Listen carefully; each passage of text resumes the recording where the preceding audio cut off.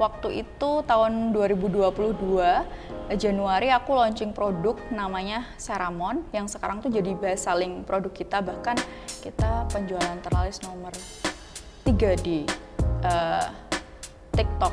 2 minggu tuh aku udah sold more than 20.000 pieces produk. 20.000 pieces produk dalam 2 minggu. 2 minggu. Bulan Juni kalau nggak salah waktu itu tahun 2022 juga aku tuh sempat zero cash. Hello entrepreneurs. Di episode kali ini saya berbicara dengan Isabella, CEO dan founder dari Pretty Well Skincare. Dan sampai ke lowest point dia, di mana dia memegang zero cash. Literally zero. Like, comment, dan subscribe supaya kamu gak ketinggalan episode-episode berikutnya. Bella, pertama boleh perkenalkan diri dong tentang dirimu dan tentang Pretty Well. Oke. Aku Bella, aku founder dan CEO dari Pretty Well. Jadi Pretty Well ini tuh local skincare brand yang segmentasinya tuh memang pelajar dan mahasiswa. Jadi Pretty Well sendiri tuh punya tagline You Deserve Skincare That Works Pretty Well, sesuai dengan namanya. Jadi produk kita tuh memang kita formulasikan dengan efektif, up to date dan juga affordable. Jadi skincare kantong pelajar gitu. Background Bella sendiri gimana kok bisa sampai start Pretty Well? Sebelum aku start Pretty Well tuh aku pernah bikin bisnis. Jadi aku pernah ada di bisnis F&B, tapi karena pandemik itu aku bangkrut. Nah, waktu itu aku mikir bisnis apa ya yang bisa aku lakukan. Nah, since I was very passionate in skincare since high school ya. Jadi ya ini yang bisa aku lakukan. Jadi aku coba terjun di skincare. Gitu. Kenapa passionate tentang skincare di high school? Suka baca ingredients. Aku suka coba-coba produk juga. Gitu. Itu memang karena hobi atau memang ada kebutuhan?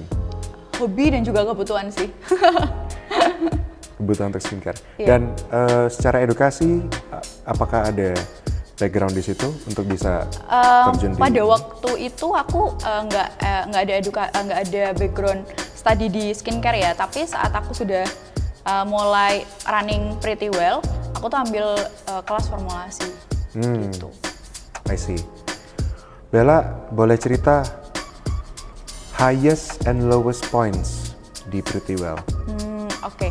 Kalau highest-nya itu waktu itu tahun 2022 Januari aku launching produk namanya Ceramon yang sekarang tuh jadi best selling produk kita, bahkan kita penjualan terlaris nomor 3 di TikTok. Wow. Untuk moisturizer. Nah, si Ceramon ini tuh memang momentum ya pada waktu itu. Jadi ketika aku launching produk Ceramon, ternyata sangat-sangat diterima oleh market. Jadi selama 2 minggu tuh aku udah sold more than 20.000 pieces produk. 20.000 pieces produk dalam 2 minggu. 2 minggu. Beyond my expectation juga sih waktu itu. Sebelumnya expect berapa? Mungkin 20.000 pieces akan habis dalam waktu 2 bulan. Tapi ternyata 2 minggu itu benar-benar udah sold out. Wow. Dan kalau lowest point? Lowest point-nya, jadi bulan Juni, kalau nggak salah waktu itu tahun 2022 juga, aku tuh sempat zero cash. Jadi kenapa aku bisa sampai zero cash? Karena ternyata selama ini tuh aku nggak melihat cash flow-ku, aku juga nggak terlalu bisa baca laporan keuangan pada waktu itu. Jadi ketika ada masalah, jadi family issue lah. Waktu itu tuh berimpact ke perusahaan karena aku harus pakai uang perusahaan untuk menyelesaikan masalah ini, yang mana akhirnya perusahaannya tuh zero cash. Bahkan aku untuk bayar supplier itu tuh aku sampai di WA. Zero cash? Zero cash, hanya bisa untuk gaji karyawan, tapi aku nggak cut off karyawan sama sekali waktu itu. Ini tentang cash flow ya? Tentang cash flow. Nah, karena aku menghadapi itu dan itu I was very depressed ya, karena anakku itu masih umur 4 bulan dan ada masalah itu di perusahaan. Jadi aku bingung, aku tuh merasa sendirian kan, sebagai entrepreneur itu. Mau curhat ke siapa? Gitu, teman-teman aku mungkin gak relate sama aku. Terus aku waktu itu scrolling Instagram dan aku sempat lihat beberapa Instagramnya Felicia ngomongin EOA sama EO. So aku I was very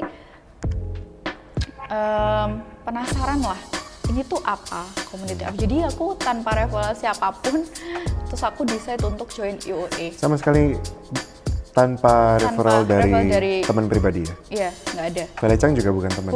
Bukan. Aku cuman admire lah. Terus Bella langsung apply aja? Iya. I see. Wow. Dan EOA banyak membantu bisnis aku selama ini. Ini lowest point tadi setelah atau sebelum highest point? Setelah highest point. Kan Januari 2022 kita penjualannya drastis, tiba-tiba kita langsung sold out. Nah waktu Juni itu kita ada family issue, jadi cash kita tergerus, yang mana aku jadi zero cash. And then join EOA? Dan dari lowest point itu bisa, yang zero cash tadi bisa bangkit kembali, itu apa atau siapa yang membantu Bella mencapai situ? Waktu itu yang aku lakukan pertama kali karena aku joinnya di terms yang baru ya, jadi aku langsung belajar cash. Yang aku lakukan langsung adalah power of one. Power of one? Iya, kalau langsung adalah power of one. Aku benerin semua laporan keuangan, dan di situ akhirnya aku tahu sebetulnya uangku tuh di mana gitu. Dan ternyata memang banyak di inventory gitu. Aku ada produknya, saat itu inventoryku banyak, jadi ya aku harus tinggal mikirin strategi untuk penjualannya. Nah dari situ aku pelan-pelan tuh ada cash. Nah ketika udah tahu laporan keuangan dan mengatur uang dalam perusahaan itu seperti apa, akhirnya decision kita tuh hati-hati kan setelah itu, dan kita sambil mengatur cash flow juga. Dan tanpa ekspektasi yang berlebihan ya, ketika aku join EOA, Desember itu my revenue tuh scale 2 kali dari tahun sebelumnya. Wow. Padahal sempat zero cash waktu itu. Wow. Ya, aku selalu bilang makanya join EOA adalah keputusan terbaik aku. Awesome. Sebelum dan sesudah Bella join EOA, perubahan apa yang Bella paling rasakan? Sebelum join EOA, aku tuh as a leader tuh menurut aku ya loyo banget. Dalam artian tuh aku tuh nggak firm sama tujuanku. Sebetulnya perusahaan ini tuh mau dibawa kemana dan tujuan aku bisnis tuh apa. Nah, aku tuh baru tahu why-ku tuh setelah join EOA. Kenapa aku mau running the company, kenapa aku mau ada di industri ini. Nah, aku baru tahu itu tuh setelah aku join EOA. Why? Kenapa aku ada di industri ini dan aku mau jadi entrepreneur ya? Aku tuh sebetulnya aku nggak tahu apakah ini tuh ada korelasinya. Tapi aku mau perusahaanku itu memang ya satu mensejahterakan banyak orang, terutama di kotaku. Aku kan lahir dari kota yang kecil ya, Kediri itu. Ada satu perusahaan yang besar banget, and I want to be the next-nya. Itu mimpiku. Dan sebetulnya kenapa aku itu targeting marketnya itu ke pelajar itu juga ada story-nya lah. Karena memang pada waktu itu aku ini sebagai mahasiswa itu tuh perlu produk yang bagus tapi harganya tuh masih masuk di kantongku. Nah akhirnya keluar Pretty Well, dan aku kan orangnya memang suka belajar ya. Jadi sebetulnya life purpose-ku itu tuh berbeda dengan apa yang aku jalani sekarang, bisnisku. Jadi my life purpose itu tuh justru pengen bikin sekolah, mencerdaskan kehidupan bangsa itu adalah why-ku. Lewat apa? Ya mungkin dari bisnis ini aku selalu edukasi customerku tentang skincare, transparansi gitu, nggak menipu, nggak overclaim gitu. Tapi dibalik itu tuh ada mimpi yang lebih besar. Jadi aku tuh memang pengen mencerdaskan kehidupan bangsa. Makanya kenapa visinya Pretty Well itu tuh meningkatkan rasa percaya diri supaya mereka tuh meraih prestasi gitu. Meningkatkan rasa percaya diri supaya mereka meraih prestasi. Iya, mereka lebih percaya diri untuk bisa meraih prestasi. Linknya di situ ya. Iya. Dan dengan cara bagaimana transparansi juga, iya, edukasi betul, mengenai betul, skincare. betul. Wow, so amazing. So apa BHAG, Bella? BHAG as a personal ya. Kalau personal, aku tuh pengen punya sekolah. Aku pengen punya sekolah kesadaran berbangsa dan beragama. Sekolah kesadaran berbangsa dan beragama. Menurut aku tuh dua hal yang nggak bisa dipisahkan. Apa sekarang sudah ada sekolah seperti itu? Aku nggak tahu ya. Tapi ketika di sekolah kan kita pasti diajari cinta tanah air pasti. Cuman ya mungkin ini lebih spesifik aja lah sekolahnya. Jadi lebih memang ini kesadaran berbangsa dan beragama itu memang aku mau tanamkan sejak dini gitu. Jadi sekolah seperti itu. Nah kalau BH-nya my company Pretty Well ini apa ya, kita mau ada Pretty Well tuh di setiap rumah pelajar di Indonesia.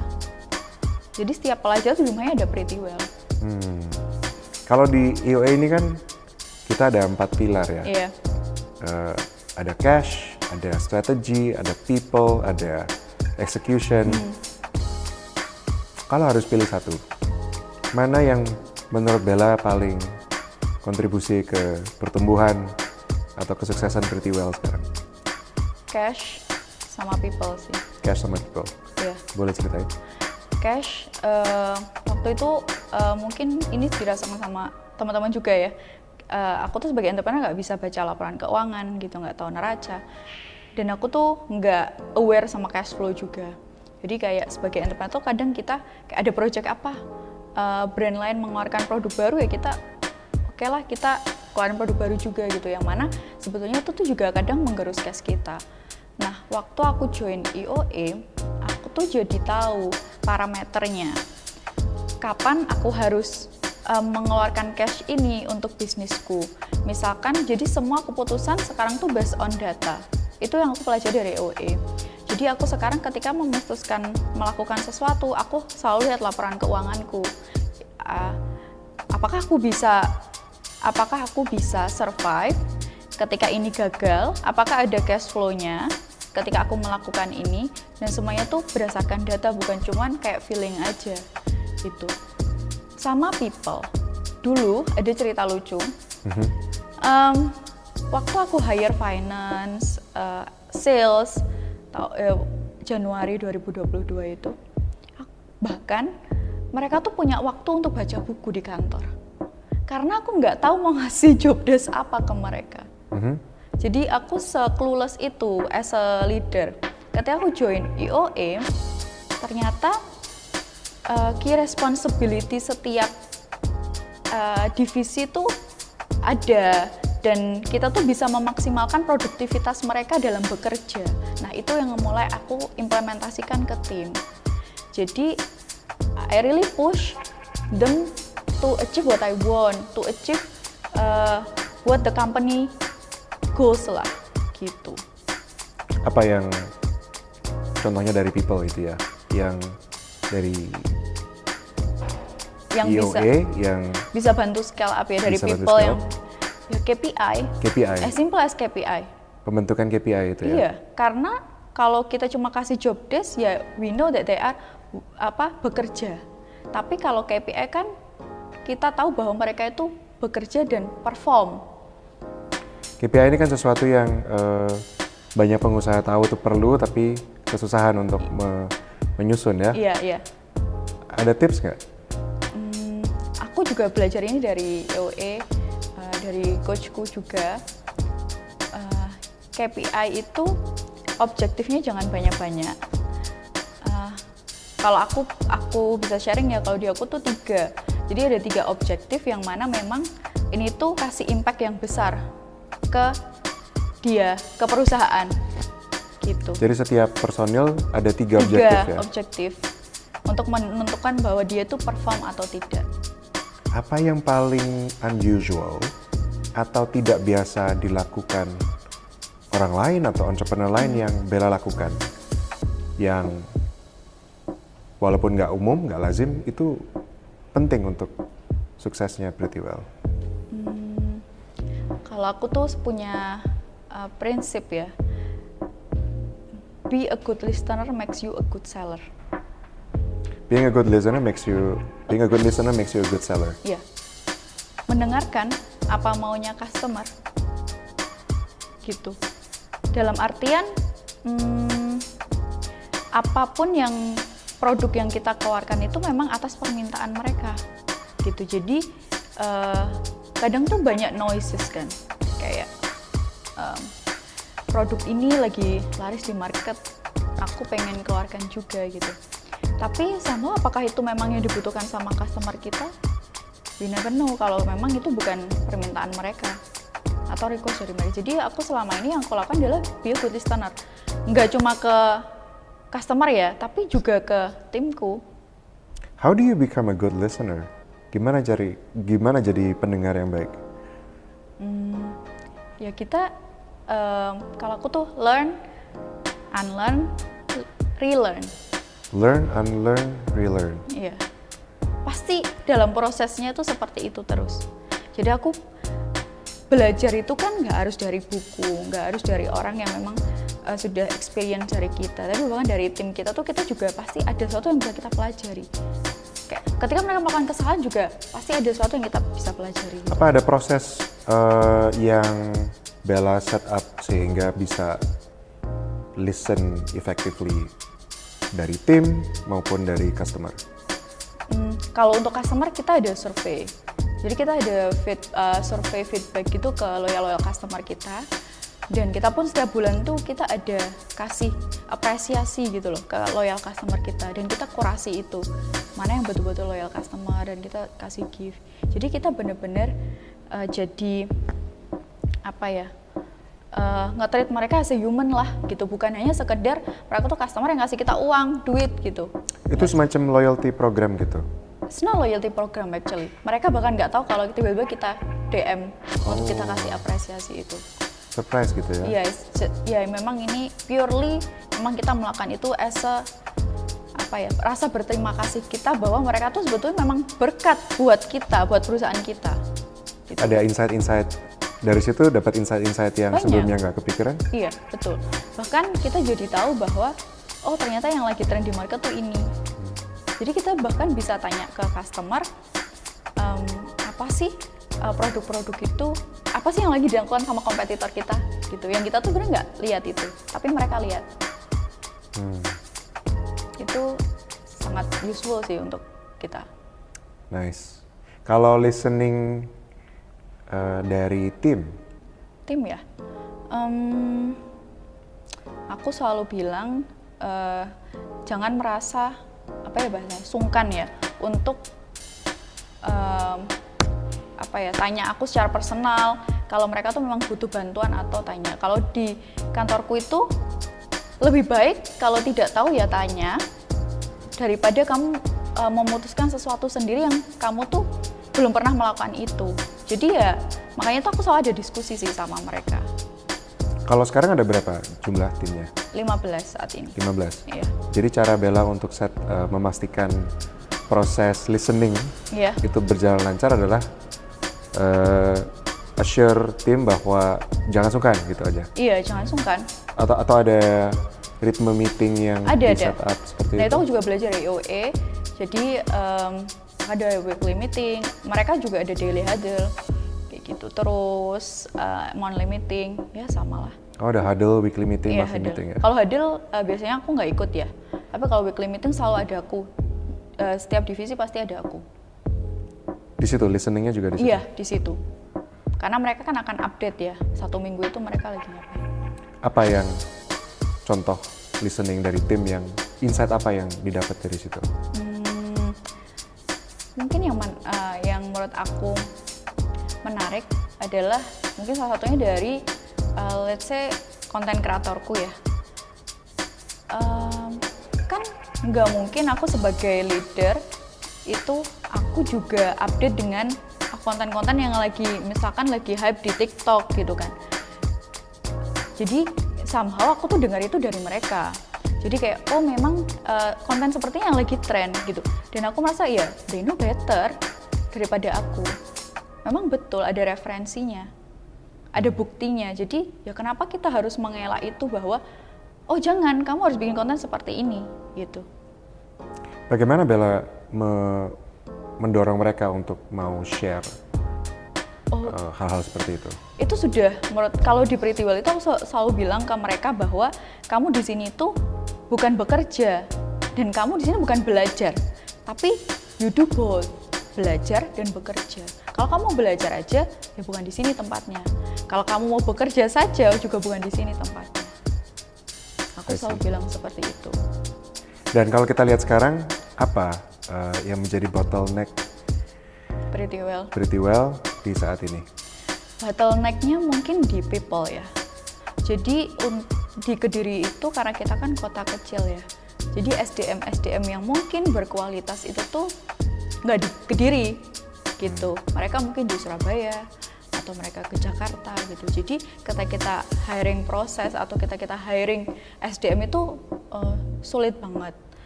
Dan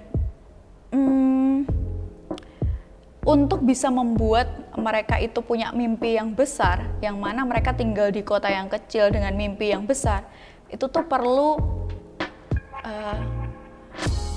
pendekatan yang lebih, atau aku tuh perlu ekstra dalam hal as a leader ya. Karena mereka kan kita tinggal di kota yang kecil, perusahaan ini, misal aku bilang mau perusahaan kita akan besar banget gitu. Nah untuk mereka percaya itu tuh cukup sulit menurut aku. Tapi I was trying very hard lah untuk membuat bahwa ya kita ini mau besar sama-sama. Mau besar sama-sama, itu yang menjadi trigger untuk ya aku bareng, juga berterima kasih sama timku.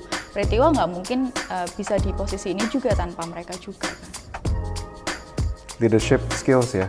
Iya, betul. Dan aku belajar di EWE. Seandainya Bella bisa naik mesin waktu, kirim pesan ke Bella yang dulu di lowest point. Iya. Apa pesan Bella? You actually not alone. Kamu itu nggak berjuang sendirian. Dan kamu tuh jangan punya ketakutan yang terlalu besar. Dan yang menyelamatkan aku dari lowest point adalah ini tuh ada di Instagram aku ya. Karena itu adalah penyelamat aku juga kata-kata ini. Let your faith be bigger than what you fear. Let your faith be bigger than what you fear. Iya, faith, Tuhan. Jadi kayak percaya aja sama kuatkan iman kamu, ya itu harus lebih kuat dari ketakutan kamu. Karena yang membuat aku stres waktu itu adalah, ya aku takut, ini kan aku udah nyusun strategi, tapi gara-gara ini semuanya jadi tertunda, atau bahkan mungkin aku nggak bisa eksekusi. Itu kan apa yang ada di pikiran kita. Makanya itu ada di bio Instagramku, karena itu yang selalu menguatkan aku. Let your faith be bigger than what you fear. Apa yang Bella ingin sampaikan ke sesama entrepreneurs yang mungkin juga sedang di lowest point mereka? Ini aku juga dapat dari teman-teman IW juga sih. Keep swimming. Keep swimming? Iya. Mau kita lagi revenue-nya turun, tim kita lagi toxic, ya udah keep swimming. Selama kita terus berenang kan kita nggak akan tenggelam. Kalau kita berhenti, kita tenggelam. Keep swimming, karena dengan kita keep swimming kan kita akan mungkin sampai tujuannya kita memang nggak tahu di titik mana momentum itu akan datang. Tapi ya makanya itu kita harus keep swimming. And let your faith be bigger than your fear. Yes. Bella, kalau ada audiens kita ingin terhubung dengan Bella. Apa Bella welcome untuk itu, dan lewat cara apa yang bisa connect dengan Iya, Bella? aku sangat welcome sih. Bisa di Instagram sih mungkin. Di Isabella INT _ itu Instagram aku, dan ya kalau mau tanya-tanya atau apapun ya just reach me out, karena aku pun juga cukup dekat dengan customerku dan reseller-resellerku gitu. Yes, thank you so much, Bella. Thank It's been you. a pleasure Thank you, talking with Edward. you. Stay tuned for the next episode and join EOA. Bye. Bye.